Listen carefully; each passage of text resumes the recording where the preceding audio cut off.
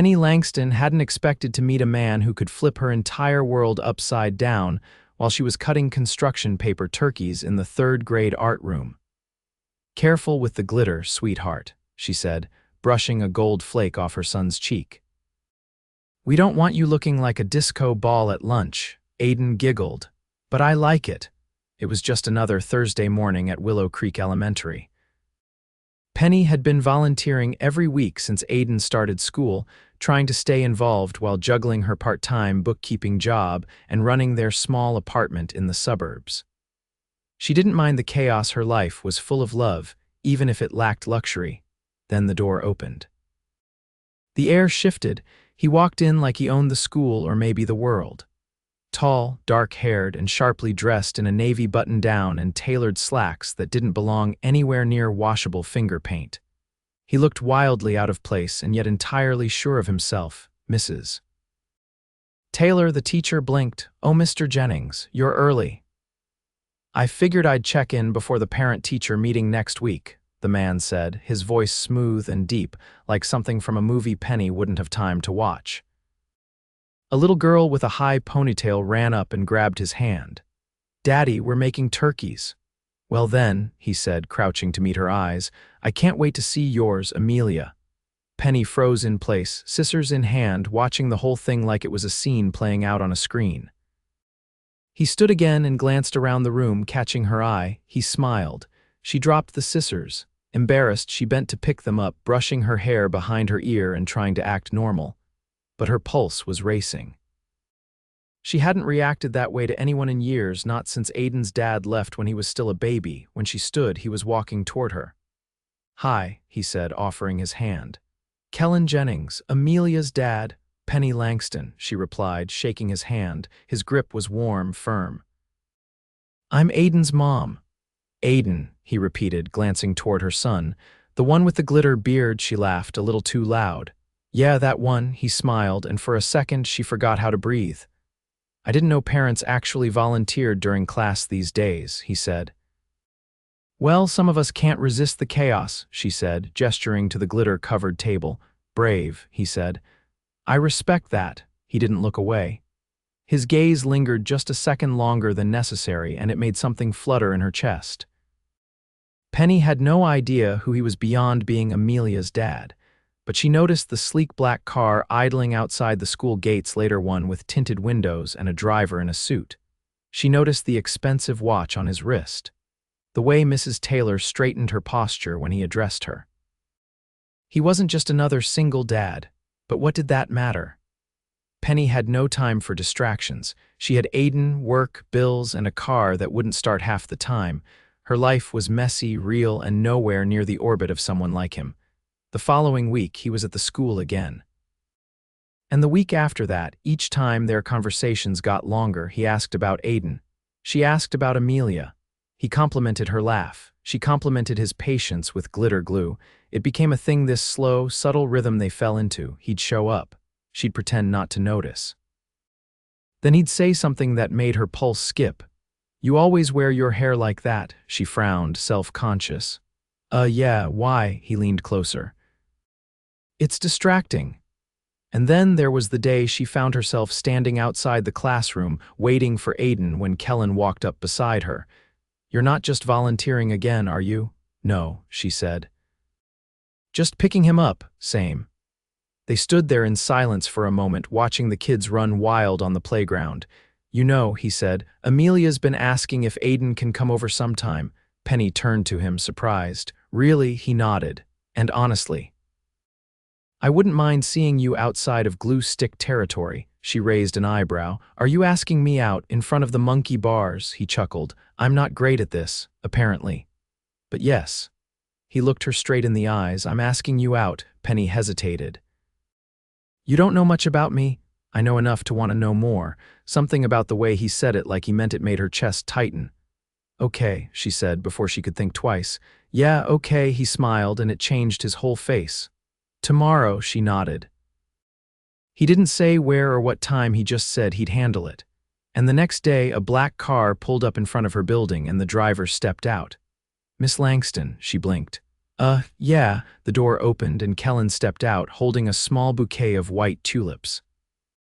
"For you," he said simply. She stared at the flowers. "I don't think I've ever gotten flowers before a first date. Then we're starting with something new." The restaurant was downtown. It had gold chandeliers, a string quartet in the corner, and menus with no prices. "I can't afford this place," she whispered as they were seated. "You're not paying," he said. "Relax." She tried. She really did. But everything felt surreal, the way he ordered in fluent French, the way the staff treated him like royalty, the way every woman in the room glanced his way. And then, as the night went on, she found herself laughing, relaxing, talking. He listened, really listened. And when dessert came, he reached across the table and brushed her hand with his thumb. "I like you, Penny," she swallowed. "You don't even know me. I know you're strong, smart, funny. And you raised a great kid." Her heart was pounding. "I'm not used to this," she said quietly. "People like you don't usually notice people like me." He leaned in. "Then people like me are idiots." And just like that, something inside her cracked open. He walked her to her door that night. She thought maybe he'd kiss her, but he didn't, not yet. He just touched her hand and said, "Good night, Penny." And she stood there for 5 minutes after he left, wondering what the hell just happened. But deep down, she already knew she was falling. Penny hadn't stopped thinking about that first date, but she also hadn't expected the second one to come so quickly or so unexpectedly. Saturday morning, she was elbow deep in pancake batter when her phone rang. She wiped her hands on a dish towel, picked up, and heard Kellan's voice. "I'm outside," she blinked. "Outside where? Your building. I have Amelia with me. She insisted on seeing Aiden today." Penny glanced at Aiden, who was still in his pajamas, building a Lego tower on the floor. "You didn't mention this yesterday." "I didn't know until 5 minutes ago." "Amelia doesn't take no very well." Penny hesitated. "They can hang out here. I'll make more pancakes. We were going to the aquarium, actually. Thought maybe you'd want to come with us." Her instinct was to say no. She hadn't planned to go anywhere. But Aiden's face lit up when she mentioned it, and something about the spontaneity made her pulse quicken. "Okay," she said. "Give us 15 minutes." They met downstairs. Kellan wore a gray sweater and dark jeans, effortlessly casual in a way that made her want to check her reflection in every glass surface they passed. Amelia ran to Aiden, and the two of them immediately began chattering about jellyfish. Kellan opened the SUV door for her. "I brought car seats." "I didn't want to assume, but I assumed." She raised an eyebrow. "You carry spare car seats?" "I had someone bring them over." She climbed in, deciding not to ask what kind of life allowed that kind of convenience. The aquarium was downtown, and naturally, they didn't wait in line. A staff member greeted Kellan by name and ushered them through a side entrance. Penny tried not to gawk. Inside, the kids ran ahead, faces pressed to the glass as sharks glided past. Penny hung back with Kellan, their shoulders brushing as they walked. "You're practically a celebrity here," she said. "Board member," he replied. "It's not as glamorous as it sounds." "Must be nice, though." He looked at her. "Would it make you uncomfortable if I said I wanted to give you and Aiden things you've never had?" She stopped walking. "That depends." "Are you talking about jellyfish or something else?" "I'm talking about moments like this. Ease, joy, a middle-of-the-week surprise that doesn't cost you sleep or money." Penny didn't answer right away. The truth was, she didn't know how to live like that. She'd never had the luxury of it. But watching Aiden laugh as he pressed buttons at the interactive exhibit made something in her chest ache with longing. Afterward, they had lunch at a cafe overlooking the water. Kellan ordered for the table without glancing at the menu. Penny tried not to feel out of place as the waiter poured sparkling water into crystal glasses. Across from her, Amelia leaned into Aiden and whispered, "My dad says your mom is real pretty." Penny nearly choked on her drink. Kellan didn't flinch. "She is," he said, meeting Penny's eyes. "And smart and kind, and she makes excellent pancakes." Later, while the kids played with the sea lion sculptures outside, he walked beside her, silent for a moment. "I wasn't exaggerating," he said. "I'm not good at subtle. But I don't want to scare you off either." "You're not," she said, though her heart was beating faster than it should. "I'm just adjusting to what? All of this, you, everything that comes with you." He glanced at the kids. "That's fair." But everything that comes with me also includes this watching our kids laugh, making a day feel like a memory before it's even over. She didn't answer right away. Instead, she watched Aiden reach out and take Amelia's hand to help her balance along the edge of a low wall. Her son had always been careful, thoughtful. It made sense that he'd gravitate toward someone like Amelia, spirited, fearless, just like her father. That night, after they'd dropped the kids off at their respective homes and she was back in her apartment, everything felt a little too quiet. She sat on the couch, turning her phone over in her hands, replaying the day in her head. There was a knock at her door. She opened it to find a delivery man holding a flat box. He handed it to her with a nod and left.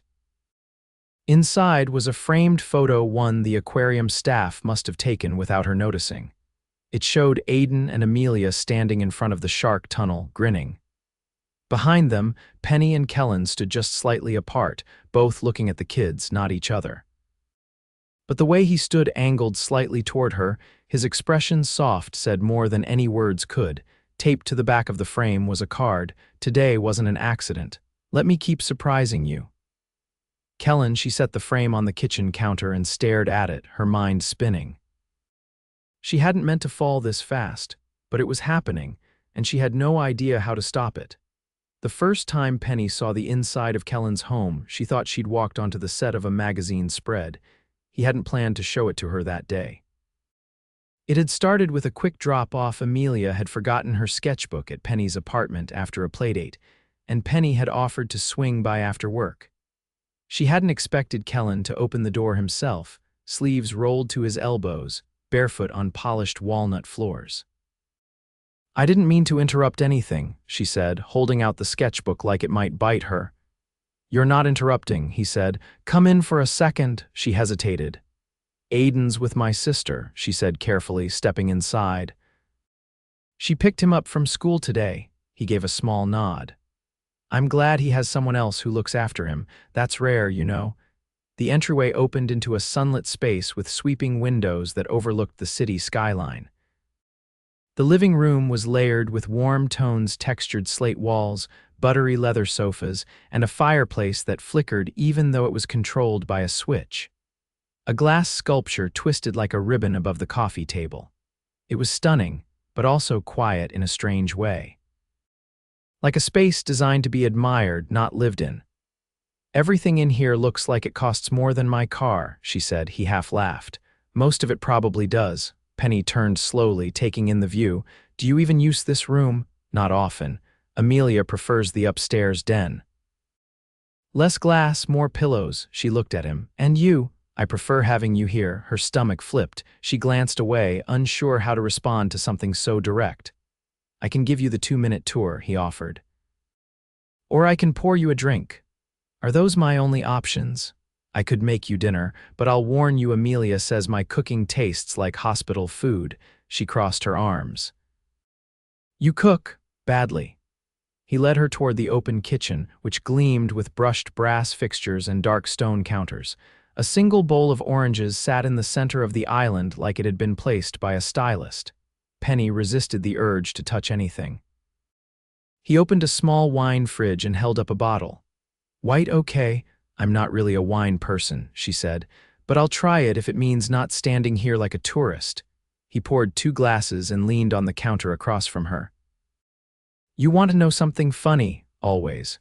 The first time I saw you, I thought you were a teacher. You looked so confident, like you ran the place.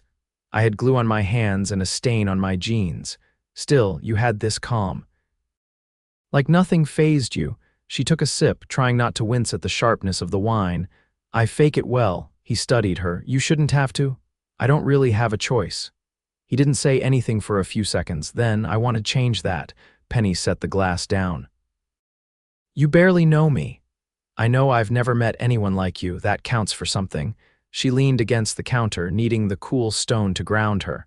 "What does this look like to you, Kellan? Because I need to be clear about something. I don't do games." "I don't have space for them." "I'm not playing," he said. "I'm offering you something real, whatever pace you want, but I'm not pretending I don't feel what I feel." She stared at him. "What do you feel?" His gaze didn't waver. "That you're already part of my life." And I don't want to imagine it without you. Before she could respond, the door opened behind them. Amelia burst in, cheeks flushed, jacket half-zipped. "Sorry," she called. "Aunt Claire brought me back early." She stopped when she saw Penny, then she grinned. "You're here," Kellan cleared his throat. "Penny brought your sketchbook." Amelia ran over and hugged her without hesitation. Penny froze for a second, surprised, then hugged her back. "Thanks," Amelia said. "I couldn't finish my dragon without it." "You draw dragons?" Penny asked. "Only the cool ones." Kellan ruffled his daughter's hair. "Why don't you take it upstairs and show Aiden when he comes this weekend?" Amelia nodded and ran toward the stairs. Penny turned to him. "She hugged me. She likes you, I mean." "Really hugged me? She doesn't do that with just anyone." Penny looked toward the stairs, then back at him. "You're not just inviting me into your life, are you? You're inviting me into hers. I can't separate the two." She exhaled slowly. "That's a lot." "I know." She glanced around again. Everything about the apartment screamed control, order, wealth. But Kellan didn't feel like the space he inhabited. He felt exposed, unfiltered. "I should go," she said. He moved toward her. "Can I walk you out?" At the front door, she paused with her hand on the knob. "This pace you mentioned." "I don't know how fast I can go, Kellan. I've done life alone for a long time." "I'm not asking you to rush, just don't walk away." She met his eyes. "I'm not walking away. But I'm not falling into something blindly either." "Fair." She stepped outside, the hallway light casting sharp shadows on the floor. "Penny," he said before she could call the elevator, "if I scared you tonight." "You didn't. I just meant every word." "I know." She pressed the button and stepped into the elevator when it opened, heart thudding harder than it should. That night, back in her apartment, Aiden asleep down the hall, Penny stood beside the window and stared out at the city lights flickering in the distance. It wasn't just attraction anymore, it was possibility. And that terrified her even more.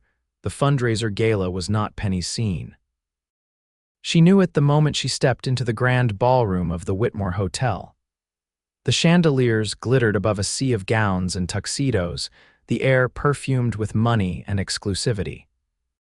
She clutched her clutch tighter, her fingers brushing the soft velvet of the navy dress Kellan had sent over earlier that week. Her size, her style, folded in tissue paper like it belonged to someone who lived this life.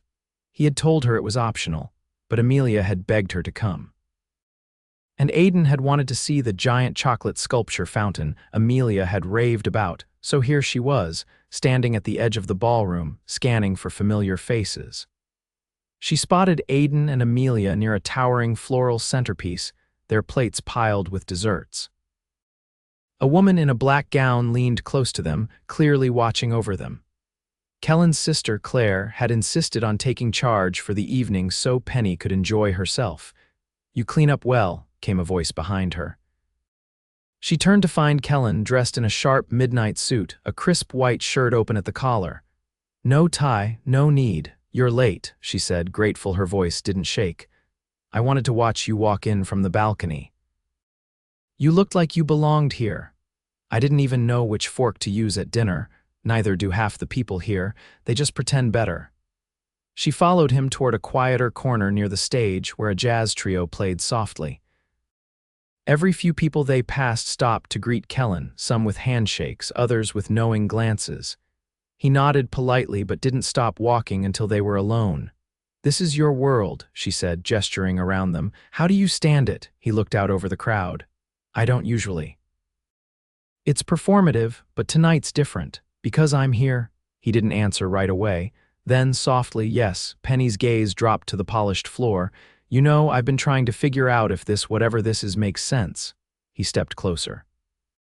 "And I haven't figured it out yet." "Good," he said. "Because I don't want it to make sense. I want it to be undeniable." She looked up at him, her heartbeat loud in her ears. "You sure you're not just chasing something different?" His jaw tightened slightly. "I've had different. I've had convenient. I've had dazzling and forgettable. But you, Penny, you are the first thing in a long time that feels necessary." She didn't breathe for a moment. "I'm not just falling for you, Penny. I already have." She opened her mouth, then closed it. There was too much noise, too many people, too many eyes. She needed air. She turned, walking out onto the terrace. The cool breeze hit her skin and she braced against the railing, staring at the city lights. The sound of footsteps approached. Then he was beside her. "You're not running," he said carefully. "I'm thinking. Should I give you space?" She shook her head. "No, just let me say something without interrupting." He nodded. "I don't know how to do this. I don't know how to need someone. I've made a life out of not needing anyone." When Aiden's dad walked away, I told myself we were better off, and we were, but I never let myself want more, until now. She turned to him. "And I'm terrified, not because you're rich or generous or everything I'm not used to, but because you make me want things I stopped believing I could have." He reached for her hand, his grip warm and steady. "Then want them." Her eyes filled, but she blinked fast. "It's not just me anymore, Kellan. It's Aiden. This can't be temporary. I won't let him get attached and then watch it fall apart. I'm not going anywhere. You say that now. I'll say it tomorrow and every day after that." His voice didn't waver. She studied his face for any hint of performance, any gleam of practiced charm, but all she saw was truth. And something deeper, a vulnerability that mirrored her own. "I want to believe you," she said. "Then do it." She inhaled, the night air sharp in her lungs. "What happens when this stops being fun, when real life creeps in? Then we face it. Together." She stepped into him slowly, cautiously, and for the first time kissed him. It wasn't rushed or dramatic. It was quiet, grounded. Real. When she pulled back, he rested his forehead against hers. "I've been waiting for that, I can tell." Inside, applause erupted as the auction began. Kellan pulled back, eyes still on her. "Come with me." "Where?" He took her hand, leading her back inside. They stopped near the stage where a white-gloved attendant held a velvet box. "I added something to the auction last minute," he said, not letting go of her hand. The auctioneer lifted the lid, revealing 2 plain tickets and a photo of a small coastal villa surrounded by cliffs and lilac fields. "A week in Ravello, Italy," the auctioneer announced. "Private villa, chef and driver, donated by Mr. Kellan Jennings." Penny's eyes widened. "You didn't." "I did," he said, "because I want to show you a world that's not built around surviving. I want to show you peace." The bidding began, fast and furious. She whispered, "You're going to let someone else win your own villa?" He leaned in. "No. I'm going to outbid them. Isn't that cheating?" "Not if I make a donation twice the winning bid." Sure enough, after a flurry of paddles and numbers, Kellan raised his card and offered a sum that silenced the room. The villa was his. Outside, after the final toast and speeches, they collected the kids, who were half asleep in Claire's car. Back at Penny's apartment, Aiden stumbled into his room without a word. She stepped into the hall where Kellan waited. "I don't know if Italy is the answer," she said. "It's not. But it's a beginning." She frowned. "You're serious, aren't you, about all of this?" "I've never been more serious." She studied his face, every line and shadow. "Then you should come inside." He didn't hesitate. He followed her through the door, not with urgency, but with certainty. Weeks later, everything shifted. The villa trip became a memory stamped in sunlight and lavender. Penny and Aiden didn't just visit, they belonged. Kellan never once tried to change her, only gave her space to grow. When he proposed, it wasn't with spectacle. It was on a quiet Sunday morning, Aiden and Amelia still in pajamas, the 4 of them eating pancakes in the kitchen. Kellan pulled out a ring from his pocket and set it on the table beside her coffee. "I don't want another dinner without you here. I don't want another morning where I don't kiss you before school drop off." She stared at the ring, heart echoing in her ribs. "You're not just the woman I love, Penny. You're the life I didn't know I needed." She didn't cry. She didn't hesitate. She said yes. And just like that, a woman who had spent her whole life holding everything together by herself finally let someone hold her. Not because she needed saving, but because she was finally ready to be loved the way she deserved. The morning of the wedding arrived with a soft hush over the countryside estate. Mist clung to the rolling hills like a secret, and the scent of damp roses floated through the open windows of the bridal suite. Penny stood barefoot on the cool marble, staring out across the vineyard beyond the terrace, the hem of her silk robe brushing her knees. Claire entered quietly, carrying a tray with tea and a small plate of strawberries. "You didn't sleep, did you?" Penny turned, smiling without answering. Claire set the tray down and looked at her. You're not nervous, are you? No, Penny said. That's the strange part. I thought I'd wake up terrified, but I'm not. I feel ready. Claire gave a satisfied nod. Good. Because he's downstairs in a tuxedo, pacing like someone's about to steal his wallet. Penny laughed, the sound light and real. He does that when he's trying not to overthink. He also kept checking the weather app even though the forecast hasn't changed in 3 days. Let me guess, he booked a backup venue in case it rained, too. Penny shook her head. Of course he did. Claire stepped closer, her voice gentler now. You know, I wasn't sure about you at first, not because of who you were, but because I've never seen him give anyone everything like this. I didn't ask him to, Penny said. No. That's why it worked. Claire reached into a velvet pouch and held out a thin gold bracelet. This was our mother's. She wore it on her wedding day. I think she'd want you to have it. Penny's breath caught. It was simple, elegant, and warm in her palm. Thank you. Your family now. And not just because of paperwork. While Penny dressed, Aiden sat on the bed, legs swinging, a small tie looped awkwardly around his neck. You need help with that? She asked, securing her earrings. He nodded solemnly. It keeps twisting. She knelt before him, fingers deftly fixing the knot. You know, this isn't just my wedding, it's ours too. You and me and Kellan, it means we're officially a team. Aiden looked up at her. Does that mean I have to call him Dad now? Her hands paused. She met his eyes. Only if you want to, there's no rush, he thought a moment. He makes good pancakes, he does. And he always asks what I think about things, like my opinion matters, it does. Aiden smiled. Then maybe I'll try it, just sometimes. She kissed his forehead. That's more than enough. Downstairs, the ceremony was set beneath a canopy of climbing wisteria. White petals lined the aisle, and a string quartet played something soft and hopeful. Amelia stood near the front, her dress a swirl of tulle and tiny pearls, holding a basket of flower petals with intense focus. Kellan turned when Penny appeared at the top of the aisle. He didn't smile. He just watched her like the world narrowed to the space between them. She walked toward him, her heart steady, her hand linked with Aiden's.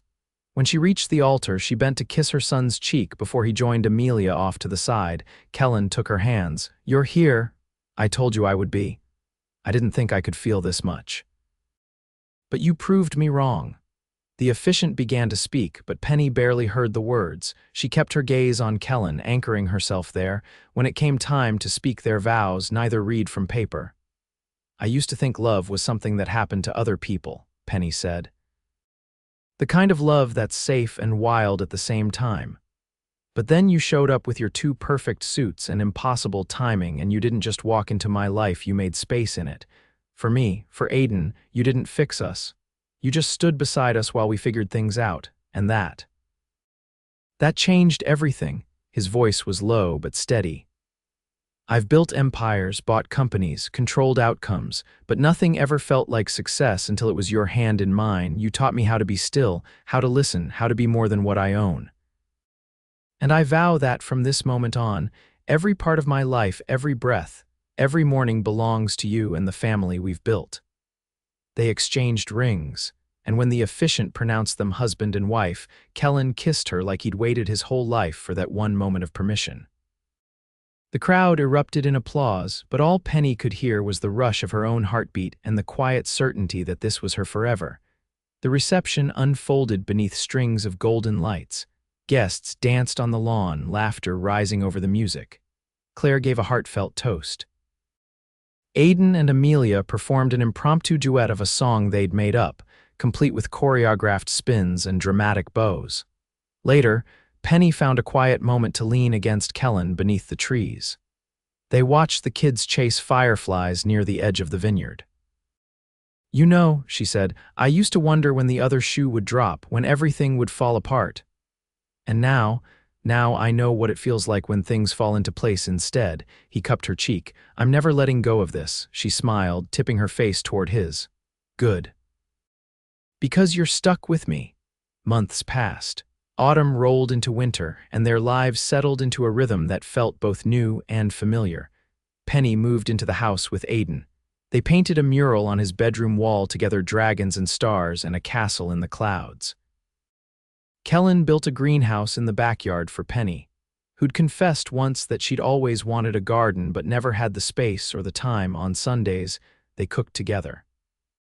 Terrible pasta nights, flour fights, pancakes that ended up on the ceiling, each moment stitched into the fabric of their home. One quiet evening, Penny sat curled on the couch, a book in her lap, her head resting against Kellan's chest. Aiden and Amelia were sprawled on the rug, building a Lego city that had overtaken half the living room. "Do you ever miss your old life?" she asked softly. Kellan brushed his fingers through her hair. Not for a second. She tilted her head to look at him. "Not even the quiet. This is quiet," he said. "The kind that matters." She smiled, settling against him again. And just like that, the woman who once stood in a glitter-covered classroom wondering if she'd ever be truly seen became the center of a life built not on riches or grand gestures, but on shared mornings, whispered promises, and the kind of love that didn't need to be loud to be infinite. They didn't need the world to understand it, they just needed each other. Forever.